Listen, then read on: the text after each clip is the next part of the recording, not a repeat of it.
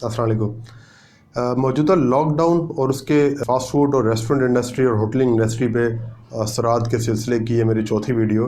कोशिश तो यही थी कि पिछली 3 वीडियोज़ में अपने तमाम सब्जेक्ट्स को कवर कर लूँ, लेकिन इस इंडस्ट्री से वाबस्ता कुछ अहम लोगों ने मुझे मैसेजेस किए, कॉल्स की और कुछ पॉइंट्स मुझे बताए कि इन पॉइंट्स को भी उजागर करना ज़रूरी है। और साथ में मुझे एपरा के कुछ लेटर भी मौसूल हुए हैं जो मुझे दोस्तों ने फॉरवर्ड किए हैं। उनके तजावीज़ और मेरी पिछली 3 वीडियोज़ में कही गई बातों की तकरीबन एक जैसी ही पॉइंट्स हैं, तो मैंने कहा उस पॉइंट्स को भी मैं इंक्लूड करके एक वीडियो सिलसिले की बना लूँ, तो पेश खिदमत है। जो पॉइंट्स मुझे मौसूल हुए हैं वो ये हैं।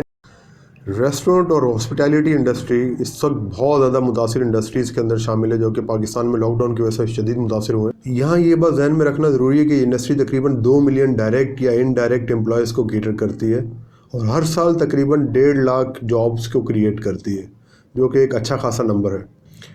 और इस वक्त होटलिंग के और रेस्टोरेंट इंडस्ट्री के डाइनिंग और रूम्स ऑक्यूपेंसी ये तमाम चीज़ें इस वक्त ख़त्म हो चुकी हैं, जिसकी वजह से ये बिल्कुल शदीद तरीन बहरान का शिकार है और अपनी आखिरी सांसों के ऊपर एक तरह से है। इसलिए गवर्नमेंट से दरख्वास्त है कि कुछ हमारे लिए फ़ेवर की जाए, जिसके चंद सीधा पॉइंट्स ये हैं। सपोर्ट फ़ंड का इजरा ताकि मौजूदा मुलाजमीन को रिटेन किया जा सके, जैसे डेली वेजेस पे मुलाजमीन हैं, ताकि बेरोज़गारी की शरह बहुत ज़्यादा शदीद हद तक बेकाबू ना हो सके। EOBI और SCSSI के फ़ंड्स को इस सिलसिले में यूज़ किया जाए। यूटिलिटी बिल्स की मद में इस इंडस्ट्री को सपोर्ट किया जाए, क्योंकि 20 से 25% सेल डाइनिंग से रेस्टोरेंट्स को आती है।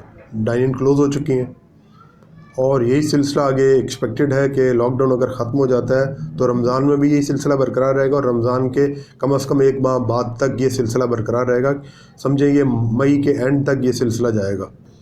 लिहाजा हमारी दरख्वास्त है कि इस इंडस्ट्री को आस्ता आस्ता अपने पाँव पे खड़े करने के लिए कम से कम मार्च, अप्रैल और मई के बिल्स को माफ़ किया जाए। 5 बजे तक की रिलैक्सेशन का यहाँ पे कोई फ़ायदा होना नज़र नहीं आता हमें। लिहाजा कम से कम 1 बजे तक रेस्टोरेंट इंडस्ट्री को डिलीवरी की सहूलत दी जाए। गवर्नमेंट के टैक्स और दूसरी मद में जो कि लेवीज़ वगैरह आती हैं, तो उसमें इस इंडस्ट्री को छूट दी जाए। गवर्नमेंट से दरख्वास्त है कि सेल्स टैक्स को अगले 6 माह के लिए माफ़ किया जाए, जिसमें EOBI, SCSSI, ट्रेड लाइसेंस वगैरह, direct income tax, provisional tax शामिल है। अच्छा, यहाँ ये बात ध्यान में रखना ज़रूरी है कि रेस्टोरेंट और हॉस्पिटैलिटी इंडस्ट्री डायरेक्ट या इनडायरेक्ट तरीके से बहुत सी दूसरी सनतों को सपोर्ट करती है, जैसे कि एग्रीकल्चर, पोल्ट्री, खाना पकाने का तेल, पैकेजिंग। इंडस्ट्री की तबाही की सूरत हाल की वजह से इनडायरेक्टली ये दूसरी इंडस्ट्रीज़ भी मुतासिर हो रही हैं।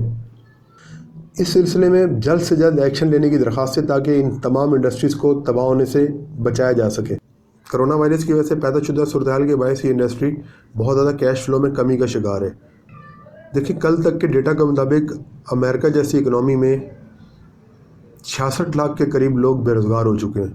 लिहाजा इस चीज़ को मद्देनज़र रखते हुए गवर्नमेंट से दरख्वास्त है कि लैंडलॉर्ड पाबंद किया जाए कि वो किराया माफ़ करें, लीज़ वगैरह लोन